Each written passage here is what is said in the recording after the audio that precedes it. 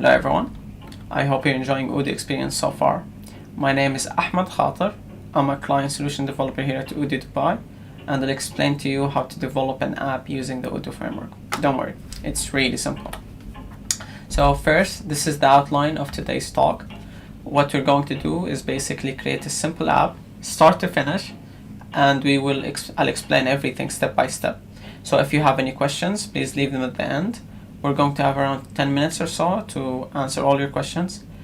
In case, for whatever reason, you need more help, you can consult the Odoo online documentations, which are very well documented and they go very in depth. Or you could ask us directly on the Odoo forums and we'll be happy to help you there. So with that out of the way, let's start the presentation. So first, everything in Odoo is a module. What does that mean? Basically, all the apps you can install here at Odoo are made out of multiple modules. So your sales app, your accounting app, your purchase, everything, they're made out of multiple modules. What that means, that Odoo is extremely modular, and you can extend, so you can add on top of, or you can add to. So for example, you could add your modules on top of the sales app to fit your needs better, or you can make your new set of modules and add it to Odoo. That will create your new app and you can implement whatever crazy idea you might have. So really anything is possible here at Odoo. So to rephrase, Odoo modules can either add brand new business logic to an Odoo system or alter and extend existing business logic. For example, a module can be created to add your country's accounting rules to generic Odoo support. So everything in Odoo starts and ends with modules. But what makes a module? So a module can have a number of elements, right?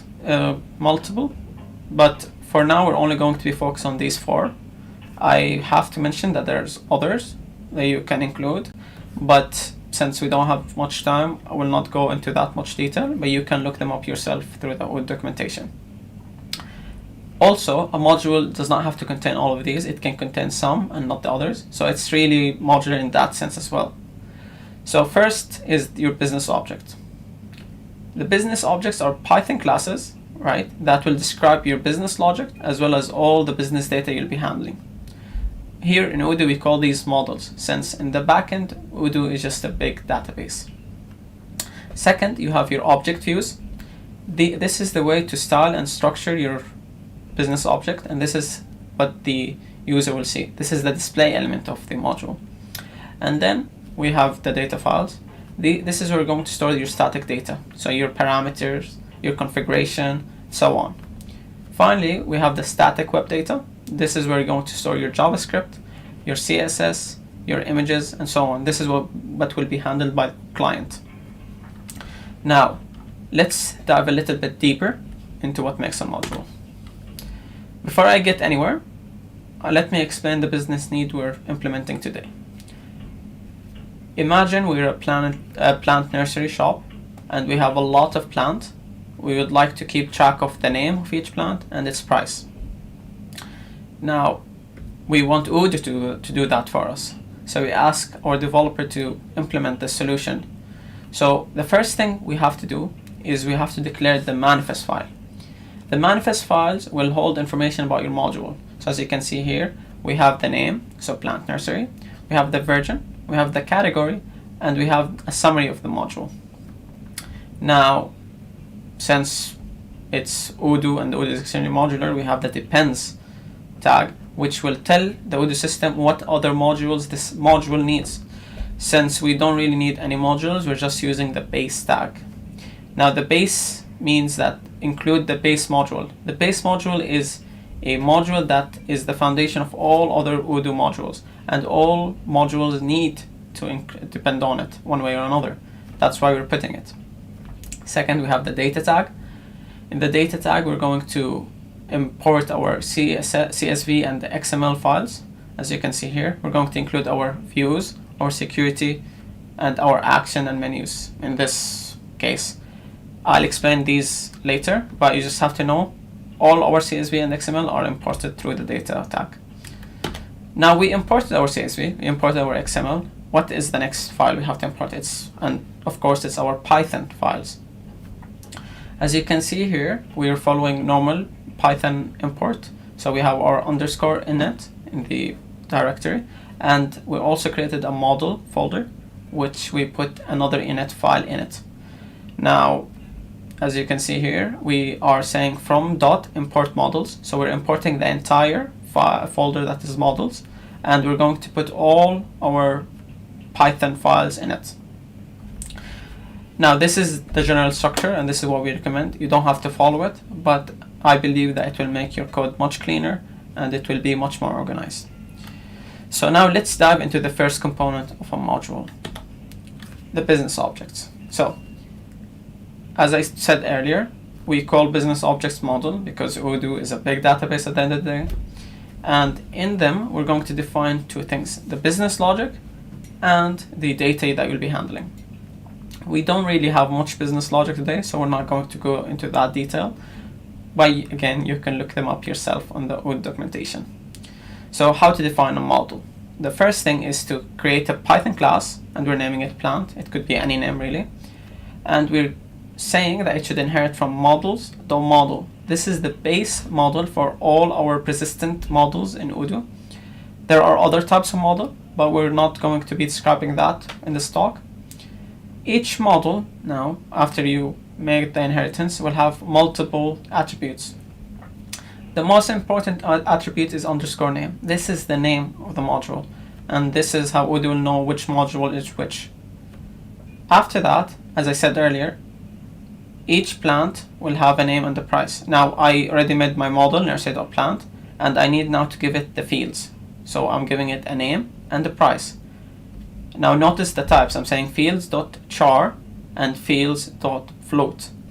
These are the types of my name and price.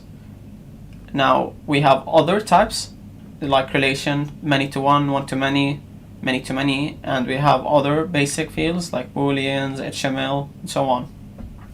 You can look up all the data types we have. We have pretty much everything, so Odoo is awesome like that. We have attributes for our fields, just like we had for the models. Now we're using the string attribute for now in our name field. The string attribute is basically the display name of this field, right? We're saying that this name should be called plant name to the user. Now after that, you have other attributes that you can include. We're not really interested in that for now, but you can look up all the attributes we have. For example, we have the required attribute, which will force the user to assign a value to this field if we set required to be true. We're not really doing that here. Now notice that in the price field we're not really putting a string. That's because string is not mandatory, and if you don't include it, Odoo will figure out the name for you. So now we define the model. What's the next step? The next step is to define the security rules. Each model has to have security rules, so the system knows who should access this model. Now, security rules are defined in ir.model.access.csv, and it's a more normal CSV files. We have multiple columns. The first column is the ID. This is the ID of the security rule, and it has to be unique.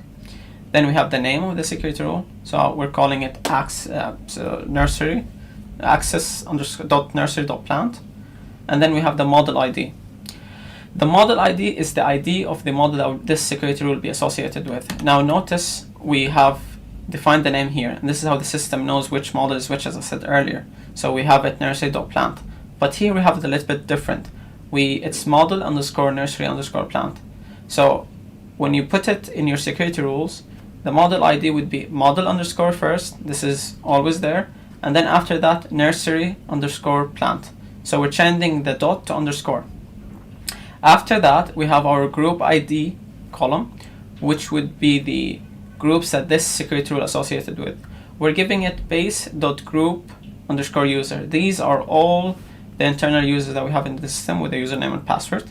We don't really need to put a group ID, not always. If we don't put a group ID, the Odoo will say this security rule is for everyone. So everyone will get this access. We're giving now the access to this group or global rule. If we don't put a group ID, we're giving access to read, write, create, and unlink. If we change the 1 to a 0, we remove the X and not give it to them. Now keep in mind it's additive. Here's security rule. So if I make another rule and I add access, even though I didn't add it in my original one, they will still get it. Now we define the security rules, we define the models. The next step is to create the action and menus. So action and menus are regular records in database, and they're usually declared to the data files. Now remember, the data files have to be imported in the manifest, in the data tag. So let's begin with the actions here. So the actions are triggered in 3 ways. Either a menu items that are associated with them, or button in the views, or contextual actions on objects. We'll really only focus on the first one today. So let's see how we defined our action. We're using the record tag, and we're saying add this record to this model. So add record to model ir.actions.act window. Act window is one of the types we have of actions we have here at Odoo. There are other types you can look up yourself, but act window will basically open this model for us, this model view. We're giving our record an ID, and then after that we're assigning all the fields that are required for this action. So we're giving it a name, we're giving it the model that it's associated with, so nursery.plant, and then the view mode. These are basically something we'll explain later, but this is what the user will see when they click the item. So they'll see a tree view, and then when they click any of the tree views, they'll see a form. Now we define the actions. Next step is to define our menu items. Now, menu items, like the name might suggest, are a way to create menus that can help the user navigate through the system. So first we're using the menu tag because it's simpler than using record in this case. So we're just calling menu item. The name is the name of the menu, and then a unique ID. After that, as you can see at first, that the ID is nursery root menu. This is our root menu, so we're creating it first.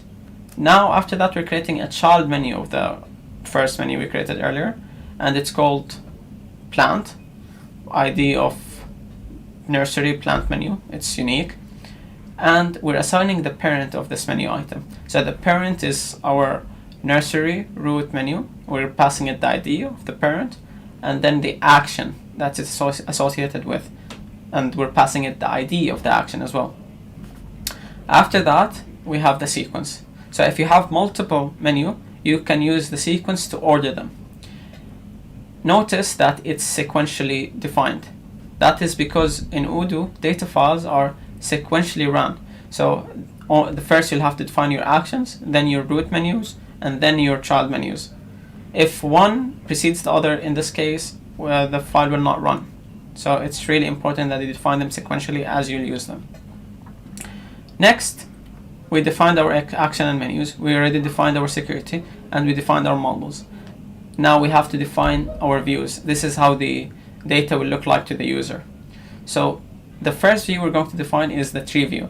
This is used to define or show multiple records to the user. It's a list view, and it will display the records in tabular form. So it will be multiple rows and columns based on the fields. So since it's a normal record database, we're using as well record tag like we used earlier for actions, and we're saying add this record to model ir.ui.view, and we're assigning it a unique ID. And in that tag, we're assigning all the fields that are required. So the name of the tree view, the model that it's associated with, nursery.plant again, and the priority. Now, priority is a way to let the system know which view it should show. So let's say you have multiple views into the system. This is a way that it will be run sequentially. You can look more in details about priorities and whatnot. We're not gonna tackle this a lot, so don't worry. Then we have the tree view definition, the actual tree view definition. So we're saying we're using the tree tag, and in it we are calling the field name and the field price. These are the fields we defined earlier, and this is how they look. They look into like columns in database. After that, we have the form view. Now, form views are used to create and edit single records. So it's really important. We had tree view for multiple records, and now we have form view for single records. So now, like we defined tree view earlier, we have a record tag, and we're saying add it to the ir.view, and this is the ID of it. It has to be unique. And then we have the name, the model associated with, priority not included. We don't really need it because we only have one. We didn't really need it earlier. And then we have the form tag. This is us defining the form view of this model. As you can see, we have a lot of styling elements like sheet, notebook, page, and structuring element. We're not really going to explain it today because we don't have much time. But notice where I'm putting my name, and I'm giving it a placeholder attribute, which would be the plant name. This is what will the user see if they don't put any information. And then we're giving it a page and including a price in the page. So now we defined our views, we defined our action and menus, we defined our security rules, and we defined our models and included all of that in the manifest and the init files. Let's see what we've created together. So I already created the module and I installed it.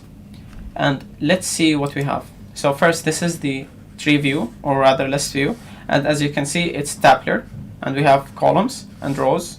So these are the rows, columns of name. This is the name. So remember, this is the string. We said that it should be plant name, and this is the name that Odoo defined for us. Let's create a record now. So let's say rows, and the price is 10. Let's save it. This is the form view. As you saw earlier, I put a price in a page that is shop, and this page is in a notebook. So I can have multiple pages if I want. You can really style as much as you want here to Odoo. This is the name. Notice if I don't put anything, this is the placeholder I defined earlier in the XML. So let me write that again. Now rows, save. And it's saved now into database. Let me go back, and here you can see it again in the list view. So I'm seeing multiple records. Now we're done with the demo. If you have any questions, now is the time to ask me. Thank you so much.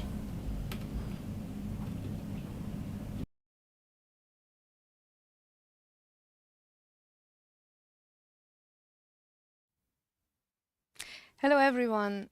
So welcome to this Q&A session with Ahmad and Toma, and we have here a couple of questions which they will answer. So first of all, how can I link my model to any other models?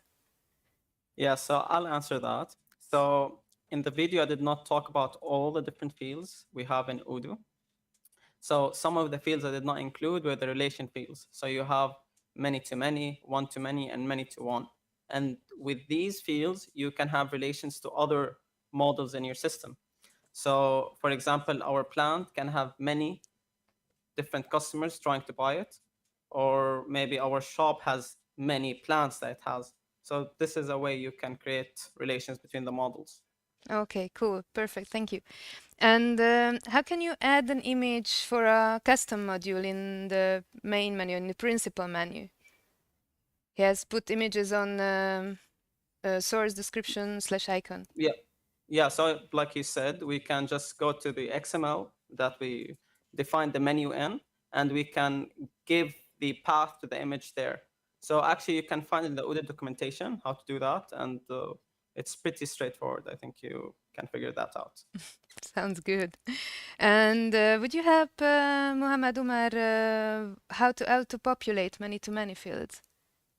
How to auto-populate many-to-many fields? Auto-populate. Uh-huh.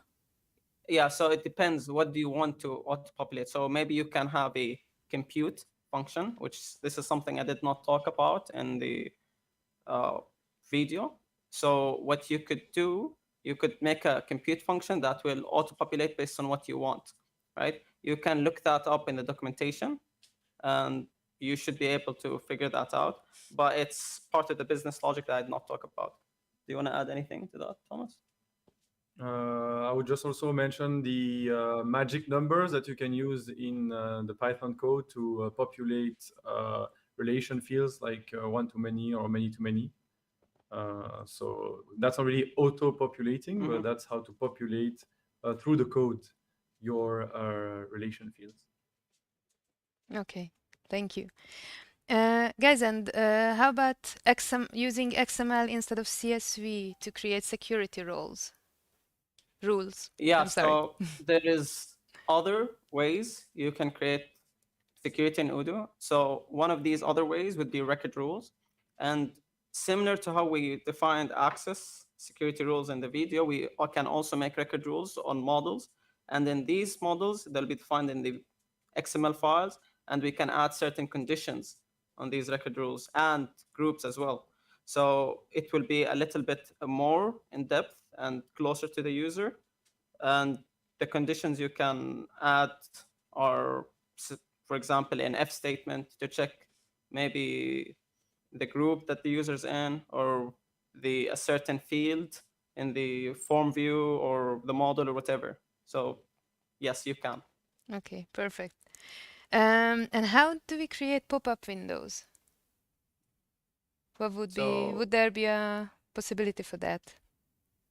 yeah, I Avinash would is assume you want to talk that.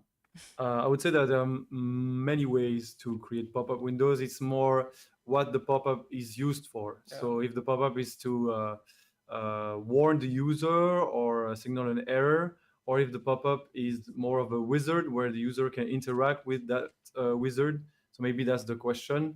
And then it's about creating transient models. So it's something that was not mentioned in the video.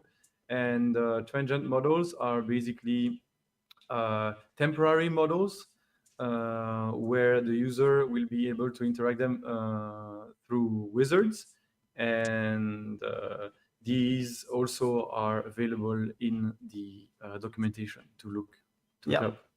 If maybe they want to expand their question a bit more so we can understand what they ask, because it was a little bit general. all right. Yeah, I'll see if it comes in. But in the meantime, could you explain, please, server actions and front-end actions, or probably the difference between them? Server action, front-end action? So Like server front-end actions within... yeah. Yeah, so server actions are defined like there are Odoo model where you can code or prepare like automated things to be performed, and you can find them back in the action menu on tree view, for example. You can execute them on multiple records, or a server action can be actually used by automated action. So they will be triggered when a certain condition are validated, and they will be automatically triggered. So it's not really the same as what we were talking about, like in the sense of a module. Server action are more like data. As to front-end action, I'm not quite sure what they are speaking about. It was Maybe kind they're of talking within about, quotes, so maybe that helps a bit. maybe they're talking about the window action in which you can use to open a certain menu or certain view. Or like actual actions, yeah. Okay. Okay. I see here questions if we have anything, any videos, anything for novice developers. Yeah, there is Odoo Mates YouTube channel that you can look up. These are videos, very well detailed, but I really suggest reading the documentation because it's super simple and there is examples that you can follow step by step. So you can follow documentation and read at the same time. Okay, perfect. Sounds good. And I see that people are really interested in offline working apps, like apps which work offline also. Would that be anything which we cover? Because Odoo is generally online. Yeah, I mean, the only offline app that we have so far is the POS. It's quite different from what we showed today. It's mainly coded with JavaScript. So basically, it's like its own standalone app that can work offline. As for the regular Odoo apps, unfortunately, it's not really something you can make work offline at the moment. Yeah. All right. Is there any way to use an XML file like models.abstract model? I'm sorry for the mistake. No, can you repeat the question, please? Sure. Is there any way to use an XML file like models.abstract model? Uh, Or it's something which we need to ask the viewer to clarify, right? I see it on your face. Yes, yes, yes, yes. Okay. Yeah, so please, Pamising, if you could just specify what you really meant with that. Yeah. Can you also edit the custom modules with Studio? Would that be possible? Can you add a custom module or model using Studio? Yeah, but I don't think you should. I mean, every time you create a menu, you can create, it will create a model for you, right? So But you can also, I think I heard she said you can edit the custom modules with Studio. So Yep. yes, you yes, can. yeah, Indeed, yes, you can. Yes, indeed. of course. Do we recommend can it or is it's I mean, as long as from it's a the custom developer point of module, view. yeah, no, as long as it's a custom module, if you still have if you can still reach the developer, it's better to ask them to do the job. That's true. Because it came from them. But let's say, for example, you install a third-party app from another developer, and then you want to modify it using Studio, you can do it. Mm-hmm. Yeah. All right. Thank you, guys. I think that was pretty much it, what we wanted to say. Just a short thing for the documentation, because I see that there are quite a lot of questions. Where are they available? Just go to odoo.com/slides, and there you will find, or odoo.com, and you will find the documentation there. All right. Thank you very much for you being here with us, guys, and thank you for all the views and all the questions. Thank you. Bye bye. Goodbye. Bye bye.